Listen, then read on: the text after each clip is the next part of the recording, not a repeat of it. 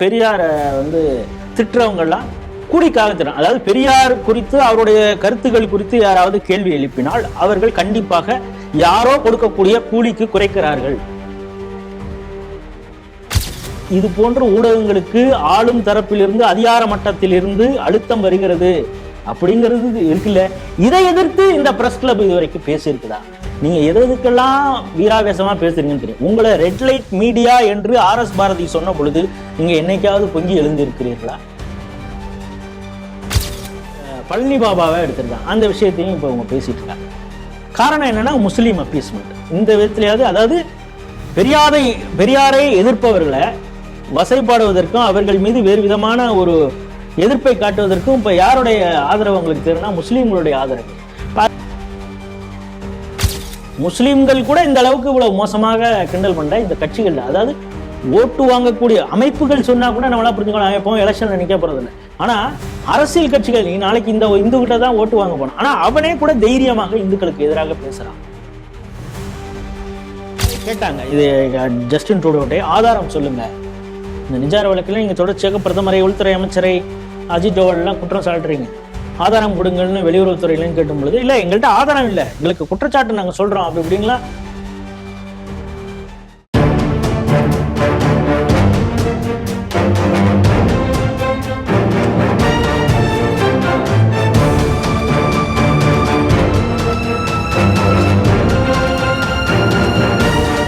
தேசபக்த Sri TV நேயர்களுக்கு வணக்கம். இன்று சிந்திக்க இருக்கக்கூடிய செய்திகள் குறித்து முதலில் பார்க்கலாம். ஸ்டாலினை எதிர்க்கும் அளவிற்கு எதிரிகள் இல்லை, கனிமொழி பேச்சு.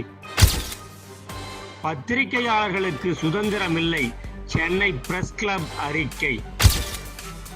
வக்ஃப் வாரிய சட்ட திருத்த மசோதாவை எதிர்த்து உச்சநீதிமன்றத்தில் திமுக சார்பில் வழக்கு தொடரப்படும், திமுக MP ஆர் ராசா. இந்துக்களின் உரிமைகளை பாதுகாக்க வேண்டும், கும்பமேளாவில் சங்கராச்சாரியர்கள் அறைகூவல். காலிஸ்தான் பயங்கரவாதி கொலையில் இந்தியாவுக்கு தொடர்பில்லை, கனடா விசாரணை ஆணையம் அறிவிப்பு. ஸ்ரீ டிவியின் உண்மை நின்றிட வேண்டும் என்ற உரத்த சிந்தையோடு நான் உங்கள் பாஸ்கரன். இன்றைய செய்திகள் குறித்து சிந்திக்க நம்மோடு அரங்கத்தில் இணைந்திருப்பவர் மூத்த அரசியல் விமர்சகர் திரு ராஜேஷ் சுப்பாராவ் அவர்களை ஸ்ரீ டிவி நேயர்கள் சார்பாக இனிதே வரவேற்கிறேன். வணக்கம் சார். வணக்கம். முதல் செய்தியாக சார், திருமதி கனிமொழி கருணாநிதி அவர்கள் ஒரு இடத்துல பேசியிருக்காங்க. பேசும்போது சொல்றாங்க, பெரியாரை இழிவுபடுத்தி அரசியல் செய்யக்கூடிய கூலிக்காரர்களோடு அரசியல் செய்ய வேண்டிய நிர்பந்தத்திற்கு தமிழக முதல்வர் ஸ்டாலின் ஆளாகி இருக்கிறார் அப்படின்னு தன்னுடைய ஆதங்கத்தை பதிவுபடுத்துகிற மாதிரி பேசியிருக்காங்க. இந்த செய்தி எப்படி பார்க்குறீங்க? தென்காசியில் ஒரு கூட்டத்தில் பேசும் பொழுதுதான் இந்த முத்தான கருத்துக்களை அவர் உதிர்த்திருக்கிறார். அதை விட அவங்க என்ன சொன்னாங்கன்னா, ஸ்டாலினுக்கு ஒரு கண்கட்டுற தூரத்தில் எந்த ஒரு எதிரிகளுமே இல்லை, ஒரு எதிரிகளை தேடுறாரு அவங்க இல்லை. ஆனால் இந்த பெரியாரை கூலிக்காக திட்டக்கூடியவங்கள்ட்டெல்லாம் அவர் இப்போ மல்லு கட்டிக்கிட்டு அரசியல் பண்ண வேண்டிய ஒரு துர்பாக்கியமான சூழ்நிலையில் இருக்கிறார், துரோகிகள் நிறையா இருக்காங்க அப்படின்னு சொல்லிட்டு அவர் பேசியிருக்கிறார். நமக்கு ஃபஸ்ட்டு ஆதங்கம் என்னென்னா, அவரையே கட்சியில் ஓரங்கட்டுறாங்க அப்படிங்கிறது அவர் அதாவது இவன் தாண்டா எங்கேயோ உத வாங்கியிருக்கிறான், சொந்த சரக்கை இதில் சேர்த்து விட்றான்டான்னு வடிவேலுக்கு சொல்கிறது மாதிரி, எதிரிகளே இல்லை அப்படின்னா யார் உதயநிதிக்கு எதிராக வரக்கூடிய ஒரு சூழ்நிலை இருக்கிறவங்களே தான் ஓரம் கட்டியாச்சு. அதுக்கப்புறம் அந்த கட்சியில் இனிமேல் அந்த கம்பெனிக்கு முழு முதலாளி உதயநிதி ஸ்டாலின் தான். அவர் தன்னுடைய மகன் மீது தோல் மேலே கையை போட்டுட்டு அப்படி போகிற பிறகு அதுக்கப்புறம் ஜல்லிக்கட்டில் என்ன நடந்ததுன்னு பார்க்குறோம். இப்போ என்னென்னா, இன்பநிதி வரைக்குமே கூட கனிமொழிக்கு பெரிய அளவு ஸ்டேக் இந்த கட்சியில் இருக்காது அப்படிங்கிறத சொல்லாமல் அந்த குடும்பத்திலே சொல்லிட்டாங்க. அதனால் அந்த ஆதங்கத்தையும் சேர்த்து அவர் சொல்கிறாரா, இனிமேல் அவங்களுக்கு கண்ணு கட்டின தூரத்தை வரைக்கும் அவருக்கு இல்லை அப்படின்னு அவங்களையும் சேர்த்து சொல்லிக்கிறாங்களா அப்படிங்கிறத ஒரு கிண்டலாக நம்ம அப்படியும் யோசிச்சுக்கலாம். ஏன்னா இவங்க லேட்ரல் திங்கிங்லாம் வேணும்னு சொல்லக்கூடியவங்க தான் அவங்க. எழுத்தாளர் சுஜாதா சொல்கிறது மாதிரி. ஸோ அந்த ஒரு சிந்தனைகளை பார்த்தா இவங்க அப்படி யோசிக்கிறாங்களோ அப்படின்னு தோணுது. அதுக்கப்புறம் அவங்க என்ன சொல்கிறாங்க, பெரியாரை திட்டுறவங்கெல்லாம் கூலிக்காக திறன். அதாவது பெரியார் குறித்து அவருடைய கருத்துக்கள் குறித்து யாராவது கேள்வி எழுப்பினால் அவர்கள் கண்டிப்பாக யாரோ கொடுக்கக்கூடிய கூலிக்கு குறைக்கிறார்கள் அப்படிங்கிறது தான் இவங்க சொல்ல வர்றது. இப்போ நம்முடைய விஷயம் என்னன்னா, இப்போ சனாதனத்திற்கு எதிராக உதயநிதி ஸ்டாலின் பேசினதோ, இவங்க திருப்பதி உண்டியல் குறித்தும் அதோடைய வழிபாடுகள் குறித்தும் இவங்க பேசினது குறித்தோ, தொடர்ச்சியாக ஒரு குறிப்பிட்ட சமூகத்திற்கு எதிராக இவர்கள் பேசுவது குறித்தோ, இவங்க யார்கிட்டேருந்து கூலிக்கு, அதாவது உங்களை பொறுத்தளவு ஒரு சிந்தனை எடுத்து இன்னொருத்தவன் எதிரி கேள்வி கேட்டால் அவன் கண்டிப்பாக கூலிக்கு தான் அவன் கத்துறான் அப்படின்னு நீங்கள் முடிவு பண்ணீங்கன்னா, இப்போ நீங்கள் பேசுறதுக்கெல்லாம் நீங்கள் யார்கிட்டேருந்து கூலி வாங்குறீங்க அப்படிங்கிற ஒரு கேள்வியும் எழுது நமக்கு. அதற்கு பிறகு என்னென்னா, இந்த திமுகவில் இப்போ திறமைக்கு மதிப்பு இல்லை, அந்த குடும்பத்தில் வரவங்களுக்கு தான் மதிப்புங்கிற அந்த வருத்தத்திலேயே அவங்க பேசியிருக்கா. அந்த ஒரு ஆதங்கம் நீங்கள் தான் சொன்னீங்க, ஆதங்கத்தை வெளிப்படுத்தியிருக்காருன்னா அந்த ஆதங்கத்தை தான் வெளிப்படுத்தியிருக்கிறாரா அப்படின்னு. சரி, இவங்க பேசிட்டு போயிட்டாங்க, கூலிக்காக பேசுகிறாங்க. இதற்கு சீமான் பதில் சொல்கிறார். அவர் சில கேள்விகளை கனிமொழி அவர்களிடம் வச்சிருக்கிறாரு. அந்த கேள்விகளுக்கெல்லாம் விரைவிலேயே கனிமொழி அவர்கள் பதில் சொல்வார்னு நான் அவளோட எதிர்பார்க்குறேன். சப்போஸ் அவங்களுடைய ட்விட்டரில் அதை வெளிப்படுத்தலைன்னா கூட இங்கே இருக்கக்கூடிய மீடியாக்கள், ஏன்னா அவங்க திமுகவுக்காக வேலை செய்யக்கூடிய மீடியாக்கள் தான், ஐயோ மேடம் உங்களை இப்படி கேள்வி கேட்டுட்டாரு, நீங்கள் இதுக்கு பதிலே சொல்லியே ஆகணும் அப்படின்னு சொல்லி அவர்கிட்ட பதில் கேட்டு கூட போடலாம். அவர் இப்போ பெரியார்னு மிக முக்கியமான கோட்பாடுகளாக நீங்கள் சொல்கிறது என்ன? சமூக நீதி, பெண் சுதந்திரம், சாதி ஒழிச்சிட்டாரு அவர், கடவுள் மறுப்பு, பிராமண வெறுப்பு. இந்த இதில் நீங்கள் எதில் வரீங்க சொல்லுங்க ஒவ்வொன்றா அப்படிங்கிற.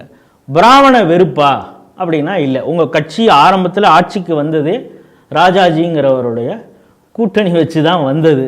குள்ளுகப்பட்டான்னு சொன்னீங்க. பிறகு அவரே நான் ராஜாஜிக்கு மற்றவர்களெல்லாம் ராஜாஜி வைஸ்ராய் என்றெல்லாம் சொன்னார்கள், அவரை மூதறிஞர் என்று சொன்னதே கருணாநிதி தான் அப்படின்னு நீங்களும் பெருமை பேசிக்கிட்டீங்க. ஒன்று.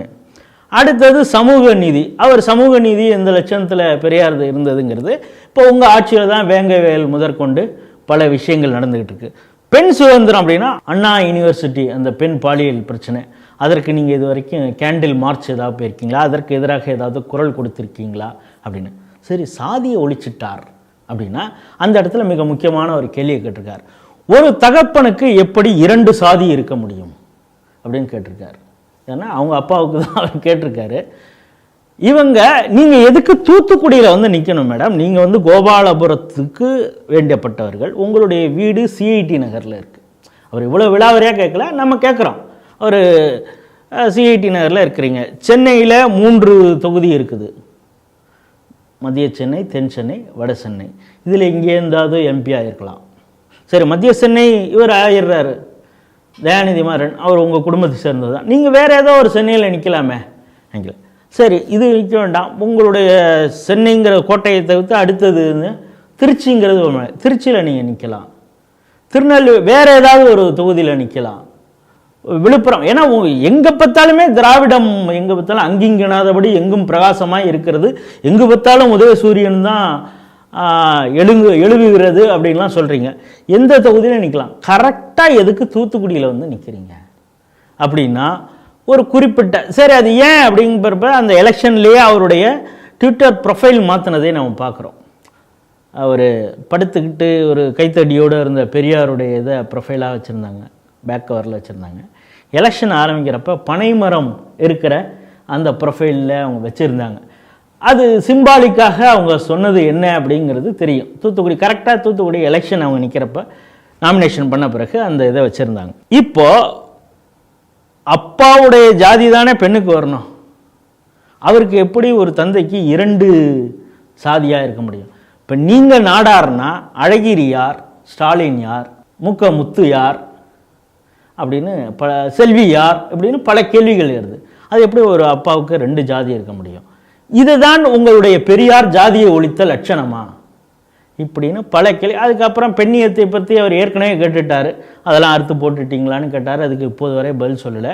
அதற்கு புது விளக்கத்தை எல்லாம் அந்த ஆம்னி பஸ்ன்னு சொல்கிற அந்த அம்மா ஏதோ ஒன்று பேசுனுச்சுங்கிறது ஒரு பக்கம் இருந்தால் கூட இந்த கேள்விகளுக்கெல்லாம் கனிமொழி மிக விரைவிலேயே இது பண்ண. அதுக்கப்புறம் நீங்கள் சமஸ்கிருதத்தை ஒழிச்சிங்க அப்படின்னா உங்கள் குடும்பத்தில் இருக்கிற துர்கா ஸ்டாலின் அவங்க அவங்களுடைய பூஜை அறையில் எவ்வளவு தெய்வம் இருக்குங்கிறது பார்த்துருக்கோம். கடவுளர்கள் உருவங்கள்லாம் வச்சுருக்காங்க.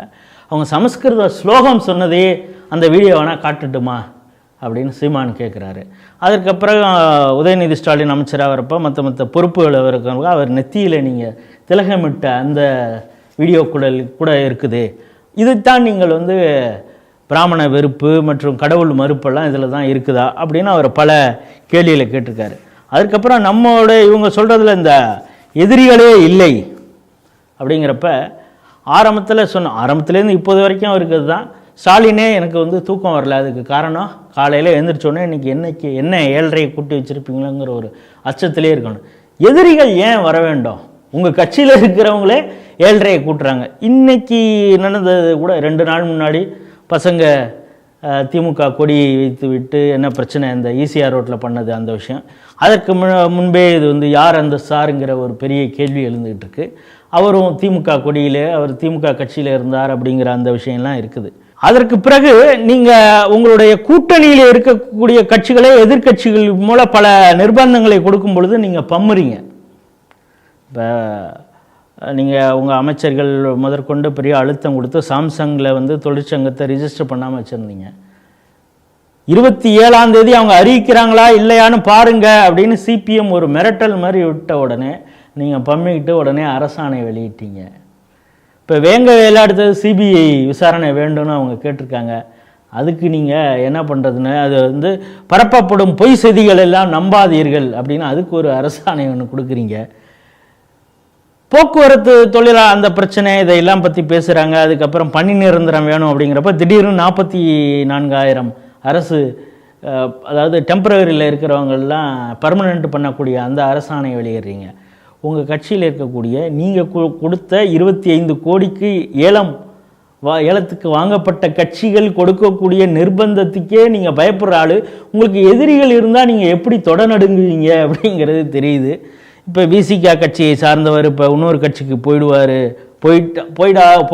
அப்படின்னு ஒரு செய்தி வருது. அதையொட்டி அடுத்தது விசிகாவும் அதோடு கூட்டணி அமைத்து விடுமா அப்படிங்கிற ஒரு பயத்தில் நீங்கள் இருக்கீங்க உள்பட தெரியுது.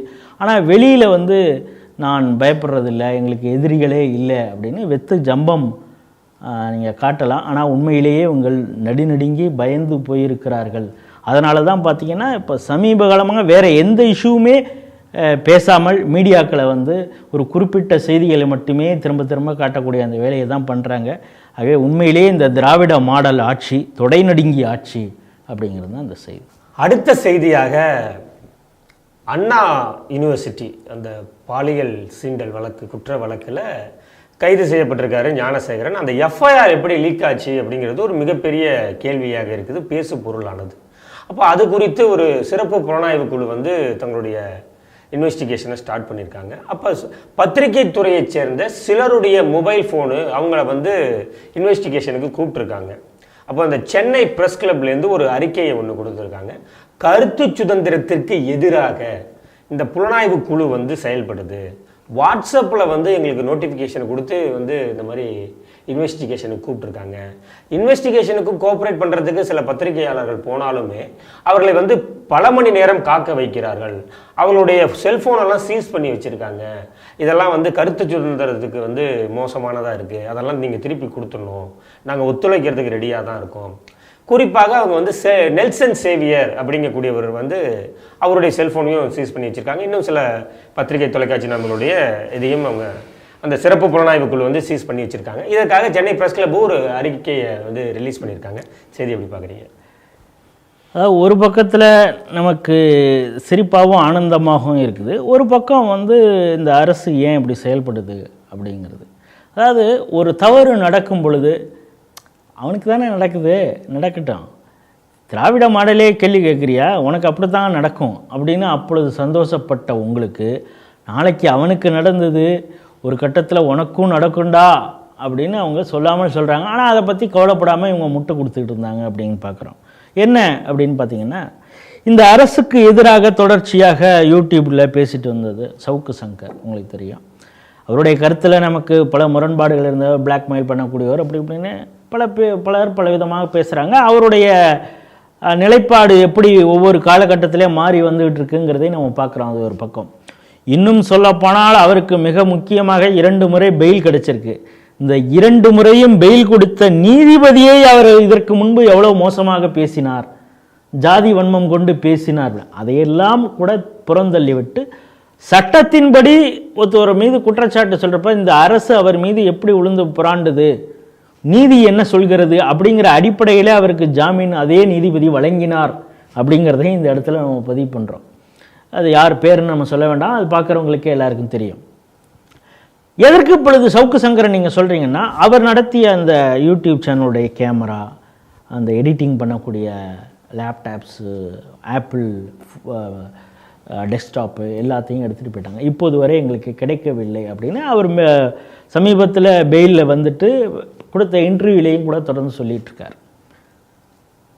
நாம் தமிழர் கட்சியுடைய சார்ந்தவர் ஒரு சிலர் மீது கைது செய்யப்பட்டார்கள். அந்த நேரத்தில் அவருடைய மொபைல் ஃபோன் பறிமுதல் செய்யப்பட்டது. பறிமுதல் செய்யப்பட்டது மட்டும் இல்லை, அதில் இருக்கக்கூடிய வாட்ஸ்அப் மெசேஜஸ் மற்றும் வீடியோஸ், ஆடியோஸ், என்கிரிப்ட் அந்த மெசேஜஸ்லாம் எடுத்து வேறொரு யூடியூப்பில் அசிங்கமாக பேசக்கூடியவர் ஒரு கட்டத்தில் பாஜகவிலையும் இருந்தாருங்கிறது அது அதை விட அவமானம், அதை விடுங்க. அவரிடம் கொடுத்து அவர் அந்த விஷயங்களை எல்லாம் ஒரு வியாபார நோக்கத்தோடு யாருக்காக ஆதரவாக பேசினாரோ, அரசியலுடைய அதை வச்சு தன்னுடைய அரசியலில் மீண்டும் அந்த தான் பிரிந்து வந்த கட்சியிலே சேருவதற்கு அது ஒரு பாலமாக இருக்கும்னு நினச்சிட்டு பேசினாரா அப்படின்னு தெரில. அப்படின்னா அந்த encrypt message, audio video message கொடுத்தது யார் அப்படிங்கிறது இருக்குது. அந்த யூடியூபர் பேசும் பொழுதெல்லாம் பாருங்க, காரணம் என்னன்னா இந்த சவுக்கு சங்கர் திமுகவை எதிர்க்கிறாரு, அவரை பற்றி தானே அவர் பேசுகிறாரு. பாருங்கள், அவன் பேசிய பாருங்க, வண்டவாளம் தெரிகிறது அப்படின்லாம் நீங்கள் குதூகலமாக இருந்தீங்க ஒரு பக்கம். சரி, பாஜகவை சேர்ந்த எஸ்ஜி சூர்யா கைது செய்யப்படுகிறார். அவருடைய லேப்டாப் மற்ற விஷயங்கள் எல்லாம் பறிமுதல் செய்யப்பட்டாங்க அப்படிங்கிறத பார்க்குறோம். ஒரு சமீபத்தில் அவர் எழுதிய சவார்கர் 100 வெளியீட்டு விழாவிலே கூட அவர் சொன்னார், இப்போ நான் இந்த புத்தகம் எழுதியிருக்கேன், இதுக்கான பிடிஎஃப் ஃபைல் மட்டும்தான் என்கிட்ட இருக்குது, இதற்காக நான் பல தரவுகளை டேட்டாஸ் பல இடங்கள்லேருந்து கலெக்ட் பண்ணி வச்சுருந்தேன்.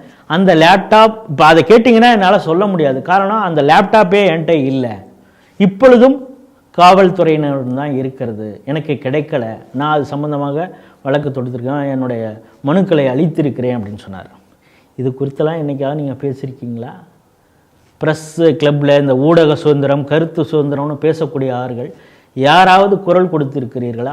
ஆனால் பாருங்கள், உங்களுக்கு இன்றைக்கி அண்ணாமலை குரல் கொடுத்துருக்க, எனக்கு அதிலே வேறு கருத்து இருக்கிறது. ஆனால் அவர் என்னென்னா ஊடகத்திலே அவர்கள் திமுகவினர் மிரட்டுகிறார்கள் அப்படிங்கிற ஒரு பாயிண்டில் இருந்து இதை சொல்லியிருப்பதாக நான் நினைக்கிறேன். அவர் என்ன சொல்கிறாருன்னா, பல வீடியோஸ் இப்போ நீங்கள் சொன்னக்கூடிய அந்த அண்ணா யூனிவர்சிட்டி அந்த இதில் ஈடுபட்ட தம்பி ஞானசேகரன் தானே, அவர் ஞானசேகரன் இப்போ சொல்லக்கூடாதுன்னு நினைக்கிறேன், தம்பி ஞானசேகரன். அந்த தம்பி ஞானசேகரன் ஏற்கனவே ஒரு வழக்கில் கைது செய்யப்படுகிறார். அந்த கைது செய்யப்படும் பொழுது அவர் காவல் அந்த வாகனத்தில் செல்லும் பொழுது அவர் யார்கிட்டையோ ஃபோனில் பேசிட்டு போகிறது, அந்த வீடியோ கிளிப் ஒரு பர்டிகுலர் தனியார் தொலைக்காட்சியிலே அதை வீடியோ ரிலீஸ் பண்ணும் பொழுது அந்த பழைய அவங்க டேட்டா வச்சுருப்பாங்களே, ஏற்கனவே இருந்த வீடியோஸ் எல்லாம் செய்திகள் தானே, அது அன்றாடம் நடக்கக்கூடிய செய்திகளை அவங்க வச்சுருப்பாங்கல்ல, அந்த ஆர்ச்சிவ்லேருந்து அவங்க எடுத்து போடும் பொழுது இதை இப்பொழுது நீங்கள் ஏன் ஷேர் பண்ணுறீங்க அப்படின்னு சொல்லி டிபிஐஆர்லேருந்து மிரட்டல் கொடுத்து அழுத்தம் கொடுத்து அதை நீக்க சொல்லிய விஷயம் எனக்கு தெரியும் அப்படின்னு அண்ணாமலை அவர்கள் பதிவு செய்கிறார். அப்படின்னா இது போன்ற ஊடகங்களுக்கு ஆளும் தரப்பிலிருந்து அதிகார மட்டத்திலிருந்து அழுத்தம் வருகிறது அப்படிங்கிறது இருக்குல்ல, இதை எதிர்த்து இந்த ப்ரெஸ் கிளப் இது வரைக்கும் பேசியிருக்குதா? நீங்கள் எதுக்கெல்லாம் வீராவேசமாக பேசுகிறீங்கன்னு தெரியும். உங்களை ரெட் லைட் மீடியா என்று ஆர்எஸ் பாரதி சொன்ன பொழுது நீங்கள் என்னைக்காவது பொங்கி எழுந்திருக்கிறீர்களா? ஒருத்தவர் கேள்வி கேட்குறார், அவன் ஹேப்பன் டு பி ஒரு லேடி ரிப்போர்ட்டர், அவங்க சீமான் அவர்களிடம் ஒரு கேள்வி கேட்குறார். அதற்கு அவர் ஆவேசமாக அவர் சாதாரணமாகவே எப்படி அவர் எனக்கே ஆச்சரியமாக, ஒரு நாளைக்கு 6 பிபி டேப்லெட் சாப்பிட்றாரான்னு கூட நான் யோசிப்பேன். அந்த அளவுக்கு ஒரு டென்ஷன் ஆகி தான் பேசுகிறாரு. ஆரம்பத்தில் வைகோ அப்படி பேசியிருந்தார், அவர் ப்ரெஸ் மீட்லேயே ஒரு 40,000 பேருக்கு பேசுகிறது மாதிரி தான் ஒரு சத்தமாக பேசுவார். அந்த பாணியில் தான் இப்போ சீமானும் பேசி கொண்டு இருக்கிறார். அவர் பேசும் பொழுது ஒரு வார்த்தையை பயன்படுத்துகிறார், அதில் இந்த ஊடகங்கள் அது பீப் சவுண்டெல்லாம் போட்டாங்கன்னு தெரியும். உடனே இந்த press club, first Coimbatore press club பேசுனது, ஒரு பெண் பத்திரிகையாளரை மிக மோசமாக அவர் கேள்வி கேட்ட பொழுது அவர் சொல்லவே இல்லை, யாரை வைத்து அவர் கேள்வி கேட்டார்கள், அதுவே சரியா இல்லையாங்கிறது அடுத்தது. அதாவது ஒரு பொதுத்தளத்திலே ஒரு அரசியல் கட்சி தலைவர் எப்படி பேச வேண்டுங்கிற ஒரு இதெல்லாம் நெறிமுறை, அந்த விஷயத்துக்கு நம்ம போனோம்னா அது பெரிய ஒரு லென்த்தாக இருக்கும். அது ஆரம்பத்துலேருந்து போகணும், ஒவ்வொருத்தவங்க எப்படி பேசியிருக்காங்கன்னு அந்த இதுக்கு போகல. ஆனால் இதை அந்த ரிப்போர்ட்டரைத்தான் அவர் சொன்னார் அப்படிங்கிறது மாதிரி கோயம்புத்தூர் ப்ரெஸ் கிளப்னு, ஐயோ கோயம்புத்தூர் ப்ரெஸ் கிளப் கண்டிச்சிருச்சு, நம்ம சும்மா இருக்கக்கூடாது அப்படின்னு சொல்லி மெட்ராஸ் ப்ரெஸ் கிளப்பும் பேசிடுச்சு. இந்த மெட்ராஸ் ப்ரெஸ் கிளப்புடைய லட்சணம் என்னன்னு ஏற்கனவே நம்ம ஸ்ட்ரீட் டிவியில் திரு ஜெயகிருஷ்ணன் அவர் தேசிய ஊடகவியலாளர் நலச்சங்கத்துடைய தலைவர் பொதுச் செயலாளர் பேசுனது நம்ம வீடியோ இருக்க நேயர்கள் போட்டு பார்க்கலாம். அதற்கு கட்டடம், நிதியுதவி ஆரம்பத்தில் ஒரு ஃபண்டு அது மாதிரி கிரியேட் பண்ணி கொடுத்தவர் இருவர் அப்படிங்கிறாங்க. ஒன்று திருசக்தி சுந்தராம், நம்ம ஸ்ரீ தொலைக்காட்சியிலெல்லாம் அவர் பேசியிருக்காரு, விருதுகள் வழங்கும் நிகழ்ச்சியெல்லாம் கலந்து கொண்டிருக்காரு. இன்னொருத்தர் பாரிவேந்தர் என்று சொல்லக்கூடிய SRM குழுமத்தின் தலைவர் பச்சமுத்து அவர்கள். இவங்க 2 பேரை ஒரு கௌரவ தலைவர்களாக கூட அந்த ப்ரெஸ் கிளப் பேசல. ஆனால் ஆளும் அரசாங்கத்திற்கு அடிவருடிகளாக செயல்படைய இவங்களுடைய மொபைலை இன்னைக்கு வாங்கிட்டாங்க. இவங்க யார் அந்த சாரை பற்றின டீட்டெயிலை மறைக்கிறதுக்கு இவங்க பண்ணாங்களா, இல்லை எஃப்ஐஆர் இவங்கள் மூலமாக லீக் ஆணுச்சானா அந்த SIT இப்போ விசாரணை தொடங்கி இருக்கிறது. அது 3 பேர் கொண்ட அந்த குழு, அதையும் கோர்ட்டு தான் அவங்கள நியமித்தது. இப்போ பார்த்தீங்கன்னா அந்த SIT இருந்த ராகவேந்திர ரவிங்கிறவர் ஒருத்தர் ரிசைன் பண்ணிட்டார், வெளியில் வந்துட்டார். இப்போ நமக்கு என்ன ஆச்சரியம்னா உண்மையிலே யார் அந்த சார் அப்படிங்கிறது வருமா அப்படின்னு தான் தெரியல. இல்லை அந்த யார் அந்த சார் அப்படிங்கிறது தெரிகிறது மாதிரி வரும் பொழுது தம்பி ஞானசேகரனுக்கு ஏதாவது கரண்ட் கம்பியை கொடுத்துருவாங்களா அப்படிங்கிற ஒரு அச்சமும் இருக்கிறது. ஏன்னா உண்மை தொடர்ச்சியாக பாருங்கள், அவருக்கு திடீர்னு காக்காவளிப்பு வந்தது மாதிரின்னு சொன்னாங்க. இப்போ 2 நாளைக்கு முன்னாலே வாந்தி மயக்கம் தலை சுற்றுலாம் வந்ததான். ஸோ அவர் ஃபிசிக்கலி நாட் ஃபிட் அப்படின்னு ஒவ்வொரு இதாக சொல்ல வந்துக்கிட்டு இருக்காங்க. கடைசியில் இந்த வழக்கு முடியும் பொழுது ஞானசேகரன் முழுமையாக அவருக்கு சட்ட ரீதியாக பல அந்த ப்ராசஸ் முடிஞ்சு அவருக்கு உரிய தண்டனை கிடைக்குமா, இல்லை அதற்குள்ளாகவே வேறு ஏதாவது அசம்பாவிதம் நடந்து விடுமாங்கிற அச்சம் உட்பட நமக்கு இருக்கிறது.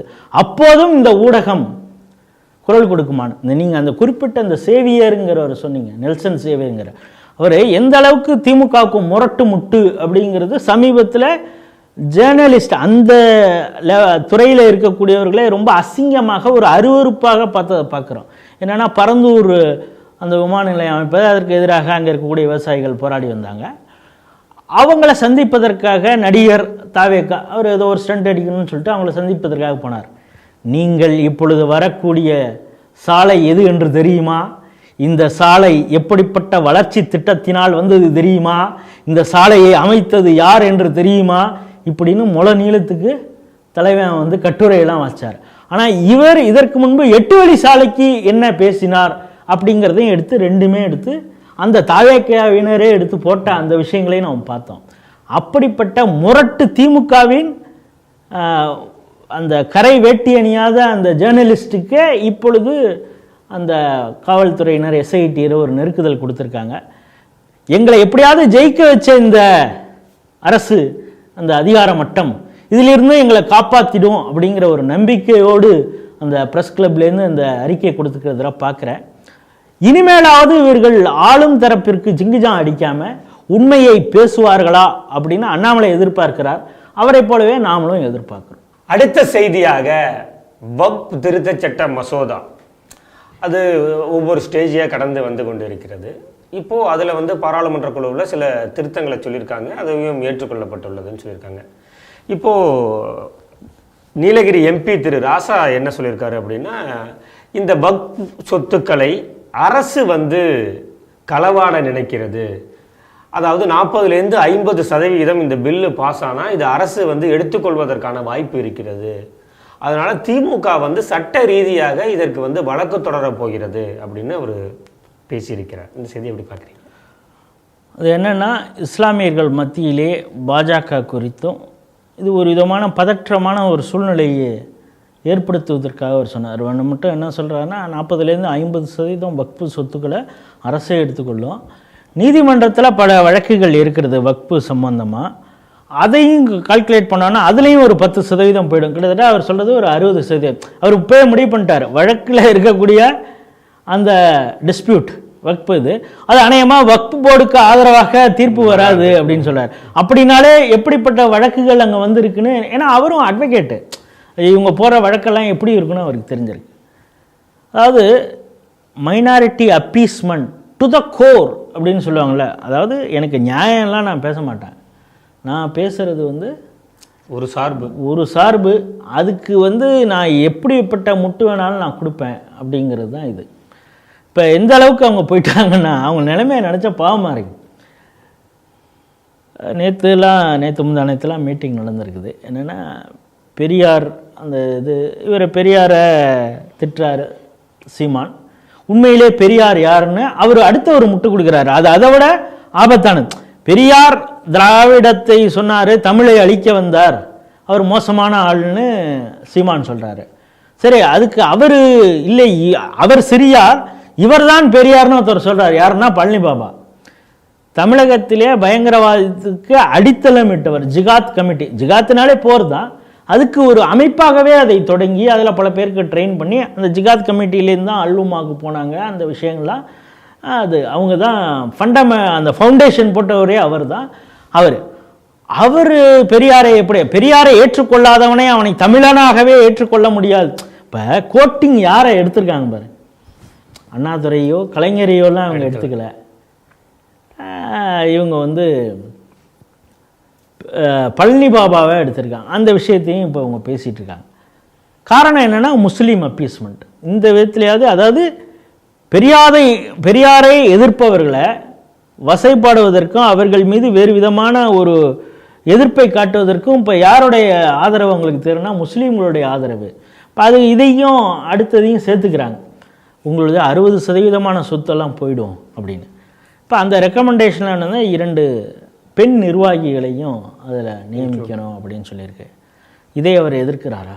இப்போ இவங்க தான் சொல்கிறாங்க பெரியார் பெண்ணியத்துக்காக குரல் கொடுத்தார், நீங்கள் குழந்தை பெற்றுக்கக்கூடிய ஒரு இயந்திரமாக இருக்கக்கூடாது, நீங்கள் சந்திரமண்டலத்திற்கு போகணும், செயற்கைக்கோளை விடணும், அது போன்ற பெரிய உச்சதத்துக்கெல்லாம் நீங்கள் வரணும் அப்படின்னு அவர் சொன்னார்.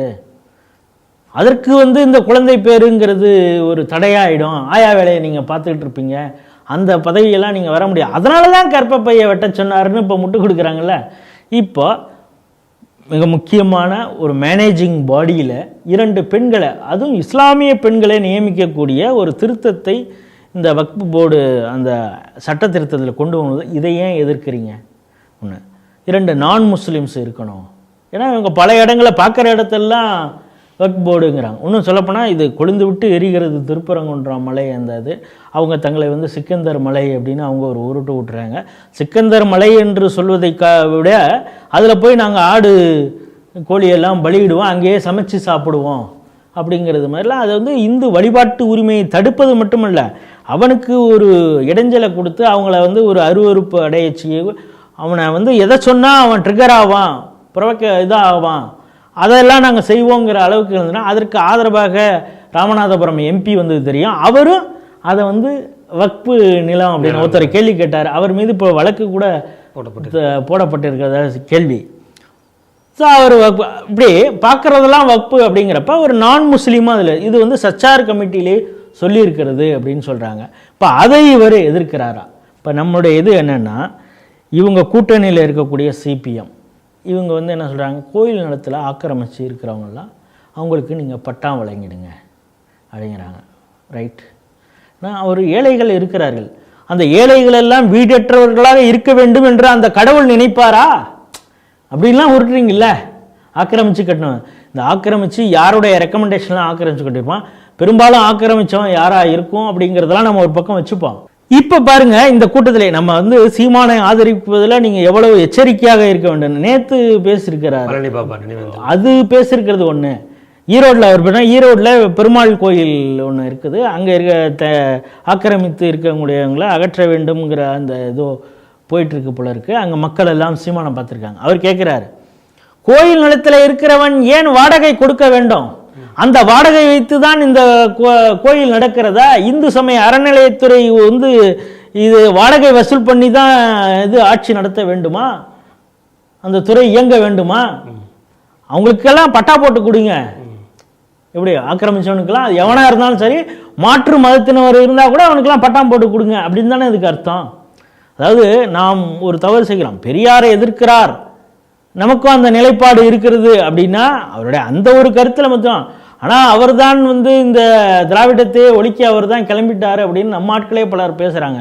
ஆனால் அவர் அடுத்தது எப்படி பெரியாருக்கு அடுத்தது உண்மையான பெரியார் பழனி பாபான்னு சொன்னாரோ, அதே போல் கோயில் நிலத்தையும் ஆக்கிரமித்தவர்களுக்கும் ஆதரவாக இப்பொழுது பேசி கொண்டிருக்கிறார். இப்போ நம்மளுடைய நிலைப்பாடு என்னென்னா, இப்போ இந்த கோயில்களுடைய நிலங்களை ஆக்கிரமித்தவர்களுக்கு எதிராக பேசுபவர்களை தடுப்பது மட்டும் இல்லாமல், நீங்கள் தான் நாங்கள் ஆக்கிரமிப்பெல்லாம் ரெக்கவர் பண்ணிகிட்டு இருக்கோம் அப்படின்னு சேகரபாபு உருட்டுறாரு. இன்னைக்கு இதற்காக என்னைக்காவது நீங்கள் குரல் கொடுத்துருங்க. ஆனால் என்ன சொல்ல, வக்பு சொத்தை வேற யாரும் ஆக்கிரமிச்சிட மாட்டாங்க, அரசாங்கம் எடுத்துக்கிடும் அப்படிங்கிறது இவருக்கு அச்சமாக இருக்கிறது. இப்போ அதுக்கப்புறம் அவர் இன்னும் என்ன காரணம் சொல்கிறாருன்னா, எங்களுக்கு நைட்டு திடீர்னு அந்த ரிப்போர்ட்டை கொடுத்தாங்க, ஜேபிசி எவ்வளவு ரெகுலராக மீட்டிங் நடந்தது அப்படிங்கிறத பார்க்குறோம். ஒரு கட்டத்தில் இவங்க அந்த ஜேபிசி குழுவிலேயே நாம் தோல்வி அடைந்து விடுவோம் என்று தெரிந்து தான் கடைசி மீட்டிங்கில், அந்த கடைசி ஹியரிங்கில் 10 பேர் பெரிய அளவில் பிரச்சனை பண்ணாங்க அப்படின்னு சொல்லி அவங்கள சஸ்பெண்ட் பண்ணக்கூடிய அளவுக்கு வந்தது. அப்படி இருந்தாலும் அதை இது பண்ணிவிட்டு ஓட்டடிப்பில் அவங்களையும் கலந்துக்க வச்சாங்க. 15-11ங்கிறதுல அது வெற்றி பெற்று விட்டது. இன்றைக்கி ஓம் பிர்லா கிட்ட அந்த அறிக்கையை சமர்ப்பித்திருக்கிறார் கதிம்பிகா பால் அப்படின்னு. அவர் தான் அதோடைய தலைவர், ஜேபிசியுடைய சேர்மனாக. இப்போ இவங்க எங்களுக்கு அந்த நைட்டு கொடுத்துட்டாங்க, அதுக்கப்புறம் நாங்கள் டைம் கேட்டோம், ஈவினிங் 4 மணி வரைக்கும் டைம்னு சொன்னாங்க, அதுக்கப்புறம் ஓட்டெடுப்பு நடத்துகிறோம்னாங்க அப்படின்னு. அதுக்குள்ளார நாங்கள் விடிய உட்காந்து படித்து டிசன்ட் நோட்டெல்லாம் நாங்கள் தயார் பண்ணியிருக்கிறோம், மறுப்பு தெரிவிச்சிருக்கிறோம். இப்போ இவர் அதில் ராஜா கொடுத்துருக்க மறுப்பு பாருங்களேன், dissent note. Work by user existed since prophet's time. Muhammad நபிங்கிற ஒரு இதுலேருந்து வக்பு யூசர் பை யூசர் அப்படிங்கிறது ஒன்று இருந்திருக்கு. Any move for its omission violates the fundamental rights of Muslims. இதில் நீங்கள் ஒரு சின்ன திருத்தம் கொண்டு வந்தாலே அது இஸ்லாத்துக்கே எதிரானது, இஸ்லாமியர்களின் உரிமைகளுக்கே எதிரானது அப்படின்னு. அயோத்தியில் அந்த ராம்லல்லா இருக்குது, அந்த ராம்லல்லாவுக்கு பாத்தியப்பட்டது தான் அந்த இடம். இந்த கோர்ட்டுக்கு யார் சார்பாக வழக்கே தொடுக்கப்பட்டதுன்னா ராம்லல்லா சார்பாக. அந்த நேரத்தில் நீங்கள் என்ன கேட்டீங்க, உங்கள் ராமர் அங்கே தான் பிறந்தாரா, அங்கு தான் வளர்ந்தாரா அப்படின்னு சொல்லி அதை இன்னும் அநாகரிகமாக உங்கள் மேடை பேச்செல்லாம் எப்படி பேசுனீங்கன்னு தெரியும்.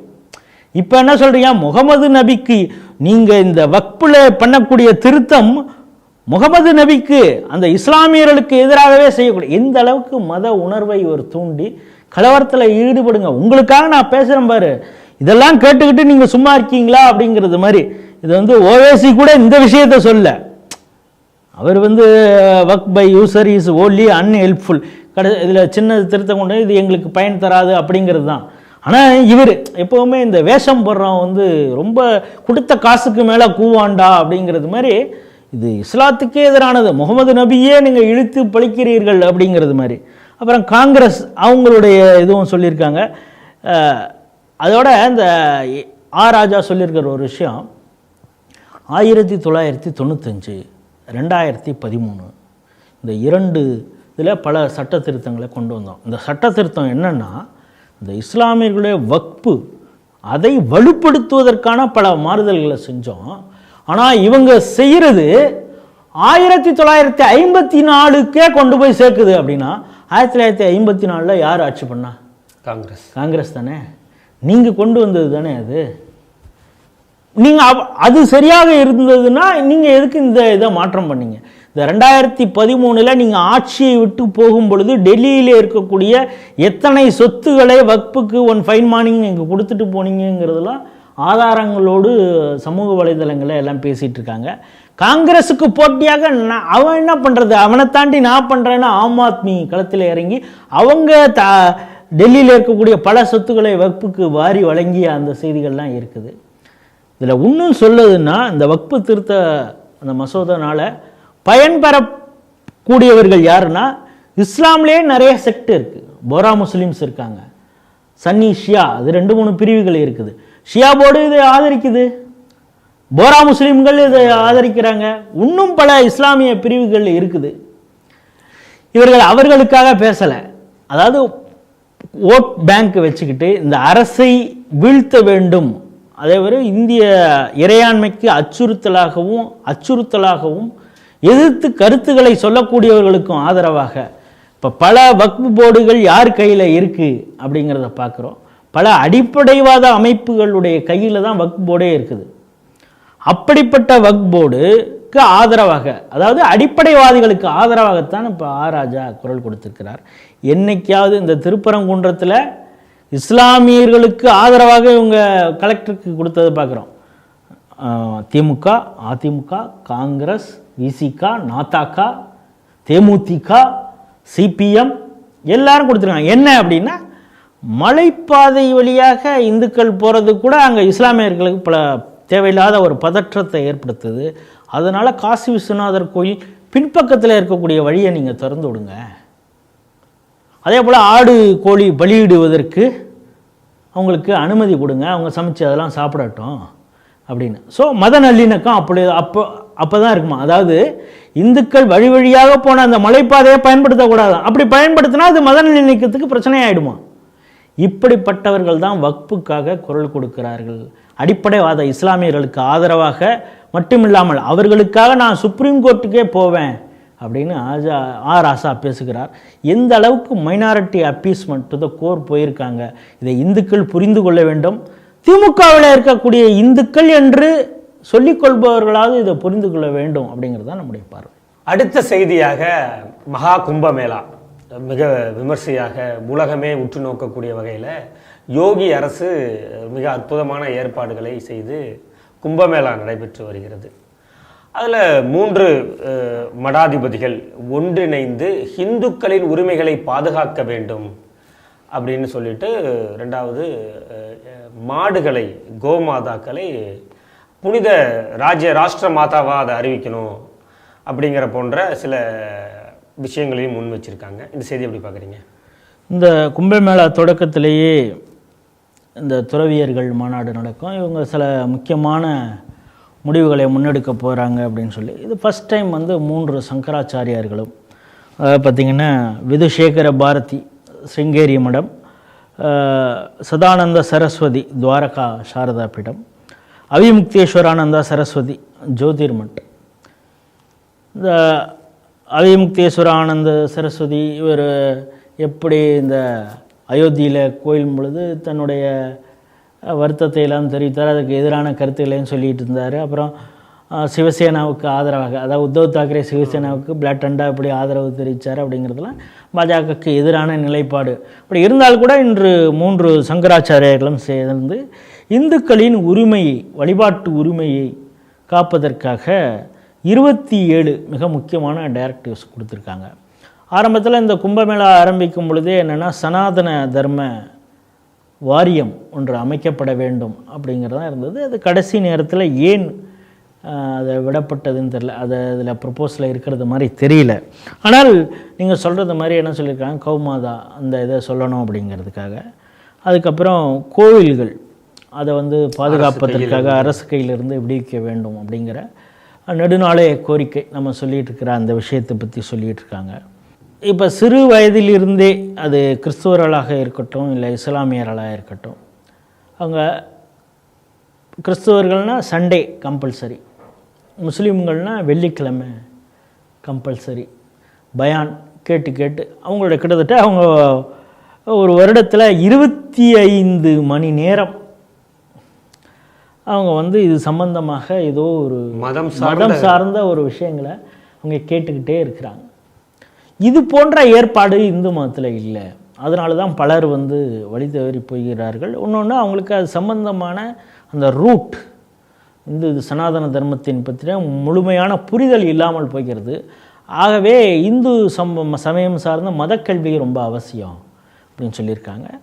சமஸ்கிருதம் அது அழியாமல் பாதுகாக்க வேண்டியது கடமையாக இருக்கிறது அப்படிங்கிற பல விஷயங்களையும் அவங்க சொல்லியிருக்காங்க. சரி, இதையெல்லாம் செய்யணும்னா இதை மானிட்டரிங் பாடின்னு ஒன்று இருக்கணும்ல.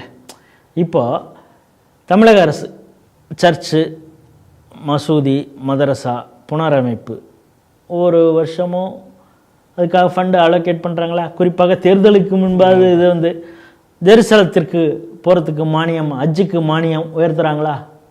இது மாதிரி கிறிஸ்துவ மதம் சார்ந்தோ இல்லை இஸ்லாம் மதம் சார்ந்தோ அவங்களுக்காக செய்யக்கூடிய வேலைகளை இவங்க செய்கிறாங்க. இதை செய்கிறாங்களா இல்லையா, சொன்ன வாக்குறுதிகளை திமுக செய்ததா இல்லையா அப்படிங்கிறத யார் மானிட்டர் பண்ணுறா?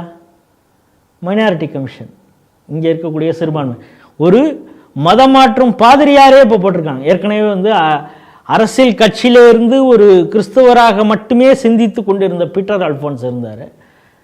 அவரே கொஞ்சம் அரசியல்வாதியாக இருக்கிறாரு, அவரை விட பிளாட்டன்ட்டு ஒரு மதமாற்றி வேணும் அப்படின்னு சொல்லி இப்போ ஒருத்தரை போட்டிருக்காங்க சிறுபான்மையினர். அவர் வந்து திஸ் கவர்மெண்ட், டிஎம்கே கவர்மெண்ட் கிறிஸ்தவர்களுக்கு ஆதரவாக என்னென்னலாம் செய்யுது, நம்மளுடைய கோரிக்கை ஒவ்வொன்றாக, ஏன்னா நாம் மண்டி போட்டு ஜபம் செய்ததால் தான் இந்த ஆட்சி வந்தது அப்படின்னு அவங்களே சொல்கிறாங்க திமுகவை. அப்படிங்கிறப்ப நம்முடைய ஜபத்தினால் வந்த ஆட்சி, நாம் போட்ட கொத்தாக போட்ட ஓட்டினால் வந்த ஆட்சி நமக்கான தேவைகளை பூர்த்தி செய்கிறதா அப்படின்னு அவங்களுடைய கவர்னிங் பாடி இதை பார்க்குது.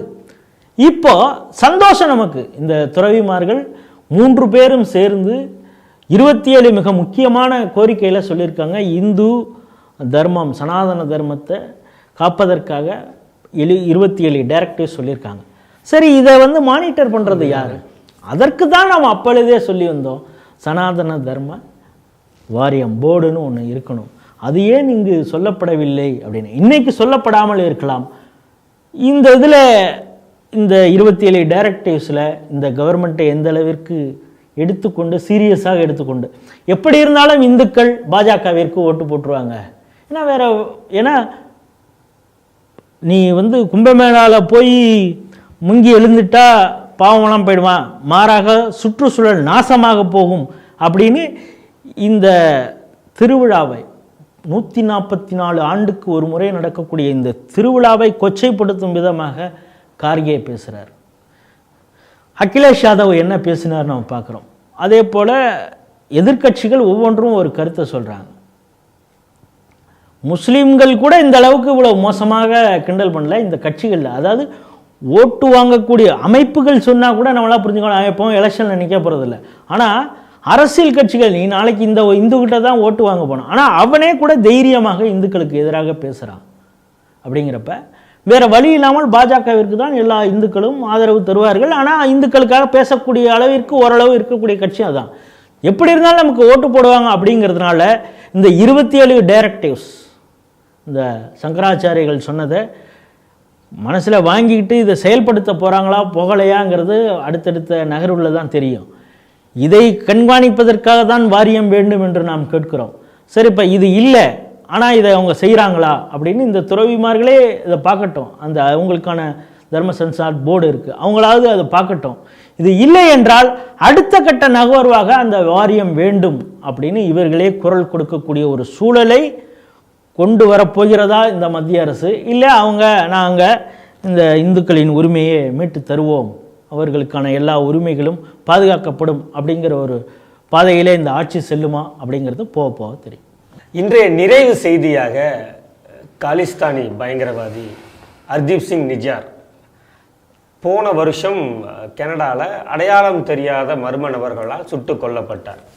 அது உலகம் முழுவதும் பெரிய அதிர்வலையை ஏற்படுத்தியதுன்னு சொல்லணும். குறிப்பாக கனடா பிரதமரே என்ன சொன்னார்னா, இதுக்கு இந்தியா தொடர்புடையது, இந்தியாவில் இருந்து தான் இது இயக்கப்பட்டிருக்குங்கிற மாதிரியான ஸ்டேட்மெண்ட்லாம் கொடுத்துருந்தாரு. அதன் பிறகு இரு நாட்டு உறவுகளுக்கும் இடையே பிரச்சனை வந்தது, தூதுவர்கள் அங்கங்கிருந்து எடுத்துக்கொள்ளப்பட்டார்கள். இப்போ கனடா பிரதமராக ஜஸ்டின் ட்ரூடோ ரிசைன் செய்துட்டு வேறு ஒருவர் பிரதமராக வந்த பிறகு விசாரணை வாரியம் விசாரித்து இந்தியாவுக்கும் நிஜாரின் அந்த படுகொலைக்கும் எந்த தொடர்பும் இல்லை அப்படிங்கிற மாதிரி ஒரு அறிக்கை வந்திருக்கு. செய்தி எப்படி பார்க்குறீங்க? நீங்கள் சொன்ன மாதிரி இந்த அடையாளம் தெரியாத நபர், அது சொல்லும் பொழுது என்ன சொல்கிறாங்க, unknown person, the unknown person known for is elimination of the enemy, Indian enemy அப்படிங்கிறது மாதிரி அவங்க சொல்கிறாங்க. அது பாகிஸ்தானில் திடீர்னு இந்தியாவால் தேடப்படும் குற்றவாளிகள் அன்னோன் பர்சனால் கொலை செய்யப்படுவதும் கனடா போன்ற இடங்கள்லையும் அதே மாதிரி நடந்திருக்கு. கனடா அரசு இந்த நிஜார் கொலை வழக்கில் நேரடியாகவே குற்றம் சாட்டியது. இதற்கு எதிராக நம்முடைய வெளியுறவுத்துறை அமைச்சர் பலமுறை கண்டனம் தெரிவித்திருக்கார் ஜெய்சங்கர். இதற்கு காரணம் மோடி, அப்புறம் உள்துறை அமைச்சர் அமித்ஷாவை கடைசியாக சேர்த்தாங்க, அஜித் ஜோஹலை சேர்த்தாங்க. இவங்கெல்லாம் லாரன்ஸ் பிஷ்னாய் அந்த கேங்கை வச்சு அவர்களை வைத்து இந்த நிஜாரை கொலை செய்ய வைத்தார். அதற்கு அஜித் ஜோவல்லாம் காரணமாக இருந்தார் அப்படிங்கிறத மாதிரிலாம் சொன்னாங்க. இதற்கு எதிராக நம்முடைய வெளியுறவுத்துறை அமைச்சகம் பல முறை கண்டனம் தெரிவித்துட்டு இருக்குது. ஆனால் கனடா அரசு சொன்னதை உண்மை என்று நம்பி சசி தரூர், அப்புறம் டிஎம்சி மம்தா கட்சியை சேர்ந்த டெரிக் ஓப்ரைன், ராகுல் காந்தி இவங்களெல்லாம் பல முறை பேசியிருக்காங்க. பாரு, அந்நிய நாட்டில் போய் நீங்கள் பிரச்சனையை ஏற்படுத்துகிறீங்க. ஒரு ஸ்டெப்பு அடுத்ததாக போய் கூட பஞ்சாபியர்களுக்கு எதிராக இந்த அரசு செயல்படுகிறது. எப்படி காலிஸ்தானி அது செய்ததே அப்படி ஒன்றும் பண்ணியிருந்தால் அந்த அரசு நாம் ஆதரிக்கிறோம். அது அப்படி அரசு செய்யவில்லை அப்படிங்கிறது அவங்களுக்குள்ளார ஏதோ ஒரு கேங் வேறு அது நடந்திருக்கு. நம்மளை பொறுத்தளவு அரசு செய்திருந்தாலே நம்ம ஆதரிக்கிறோம். ஆனால் காலிஸ்தானி பயங்கரவாதிகளை எலிமினேட் பண்ணுறதே கூட பஞ்சாபியர்களுக்கு எதிரானது அப்படின்னு திசை திருப்பியது காங்கிரஸ், ராகுல் காந்தி. இப்போ அவங்கெல்லாம் இப்போ மன்னிப்பு கேட்பாங்க. ஏன்னா கனடா அவங்க அமைச்ச அந்த ரிப்போர்ட்டு தான் இதை சொல்லியிருக்குது. சரி, இது அடுத்த கட்டத்துக்கு அவங்க போயிட்டாங்க. இப்போ இது அவங்களுக்கு ஓரளவு தெரிஞ்சிருக்கும் போல இருக்குது. இந்த ரிப்போர்ட்டில் நம்மளால் உண்மை பல முறை கேட்டாங்க. இது ஜஸ்டின் ட்ரூடோட்டே ஆதாரம் சொல்லுங்கள், இந்த நிஜார் வழக்கில் நீங்கள் தொடர்ச்சியாக பிரதமரை, உள்துறை அமைச்சரை, அஜித் ஜோவல்லாம் குற்றம் சாட்டுறீங்க, ஆதாரம் கொடுங்கள்னு வெளியுறவுத்துறையிலையும் கேட்டும் பொழுது இல்லை எங்கள்கிட்ட ஆதாரம் இல்லை, எங்களுக்கு குற்றச்சாட்டு நாங்கள் சொல்கிறோம் அப்படி இப்படின்லாம் அவர். இப்போ இந்த குற்றச்சாட்டினால் கனடாவிற்கும் இந்தியாவுக்குமான உறவு பாதிக்கப்படுகிறது என்று கனடாவில் இருக்கக்கூடிய எதிர்க்கட்சி தலைவரே சொன்ன அந்த விஷயங்கள் பாராளுமன்றத்திலே ஜஸ்டின் ட்ரூடோ மேலே பேசுனது அப்படிங்கிறதெல்லாம் பார்க்குறோம். இப்போ கடைசியில் இந்த எலெக்ஷன்லேயே அவர் நிற்க முடியாத ஒரு சூழல் இப்போ போச்சு. இருந்தாலும் அவர் அந்த தேர்தல் நடக்கிற வரைக்கும் அவர் தான் இருந்தாகணும். ஸோ இந்த உளவுத்துறை அவங்களுடைய ரிப்போர்ட்டில் இந்தியாவுக்கு எதிராக எந்த ஆதாரமும் இல்லைங்கிறது தெரிய வந்தவுடனே அடுத்த ஒரு குற்றச்சாட்டை இப்போயே அவங்க ரெடியாக வச்சிட்டாங்க. என்னென்னா கனடா தேர்தலில் இந்தியாவை இன்ஃப்ளூயன்ஸ் பண்ணுது. என்ன சொல்கிற, பல மாகாணங்களே காலிஸ்தானிகள் தான் இருக்காங்க, காலிஸ்தானிகள் எல்லாம் உனக்கு ஆதரவாக தான் இருக்காங்க. இந்தியர்களுடைய வழிபாட்டு தலத்திலே காலிஸ்தானிகள் பூந்து அடிக்கிறாங்க, தாக்குதல் நடத்துகிறாங்க. அதற்கு பாதுகாப்பு கூட நீ கொடுக்க முடியல. உன்னுடைய பாதுகாப்பு அதிகாரியாக இருக்கிறவங்களே அவங்க காலிஸ்தானி சப்போர்ட்டராக இருக்கிறாங்க. அவன் வேற ஒரு போராட்டத்தில் காலிஸ்தானியாக இருக்கிறான், கடைசியில் பார்த்தா ஒன்ட்டையும் போலீஸ் உத்தியோகம் பார்க்குறான். அவனை வச்சு நீ இவனுக்கு பாதுகாப்பு, இந்து கோயில்களுக்கு பாதுகாப்பு, இந்து மகா சபா மந்திர் அங்கே பாதுகாப்பு கொடுப்பதாக நீ ஒரு வேஷம் போகிற வெளி உலகுக்கு. ஆனால் அந்த எலெக்ஷனில் இந்தியா இன்ஃப்ளூயன்ஸ் பண்ணிடும். உனக்கு தான் இருக்கிற நாட்டில் இருக்கக்கூடிய எல்லா பிரிவினைவாதிகளும் இந்தியாவுக்கு, இந்திய இறையாண்மைக்கு எதிராக செயல்படக்கூடியவன் எல்லாமே கனடாவில் இருக்கிறான். அவன் எல்லாம் உனக்கு தான் சப்போர்ட் பண்ணுறான். ஏன்னா அவனுக்கு நீ தான் அசைலம் கொடுத்துருக்க. அப்படிங்கிறப்ப நீ எதுக்கு பயப்படுற?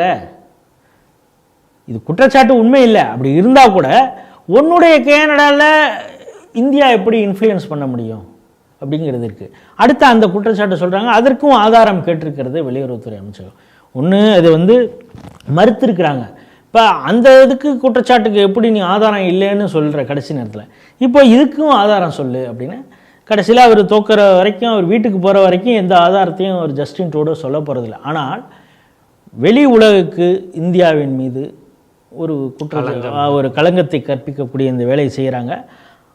அவர்கள் சொல்லக்கூடிய அந்த குற்றச்சாட்டை உண்மை என்று நம்பி இங்கே இருக்கக்கூடிய எதிர்கட்சிகள் அல்ல, எதிரி கட்சி அழகாக செயல்படக்கூடிய எதிரி கட்சிகள்னால் ஏதோ மோடிக்கு எதிராக இருப்பவர்கள், இந்திய தேசியத்திற்கே எதிராக இருக்கக்கூடிய இந்த எதிரி கட்சிகள்லாம் சேர்ந்து அவங்களுக்காக குரல் கொடுக்குறாங்க. கனிமொழி ஸ்டைலில் சொன்னால் கூலிக்காரர்களாக, வெளிநாட்டு கூலிக்காரர்களாக இருந்து இங்கே வேலை செய்யக்கூடிய ராகுல் காந்தியோ இல்லை மற்றவர்களோ இப்பொழுது மன்னிப்பு கேட்பார்களா அப்படிங்கிறது தான் நம்முடைய கேள்வி. இன்றைய செய்திகள் குறித்து சிந்தித்து தனது ஆக்கப்பூர்வமான கருத்துக்களை நம்மோடு பகிர்ந்து கொண்ட மூத்த அரசியல் விமர்சகர் திரு ராஜேஷ் சுப்புராவ் அவர்களுக்கு ஸ்ரீ டிவி நேயர்கள் சார்பாக நன்றியை தெரிவித்துக் கொள்கிறோம். நன்றி, வணக்கம். ஜெய் ஹிந்த், ஜெய் ஸ்ரீராம். ஜெய் ஹிந்த், ஜெய் ஸ்ரீராம்.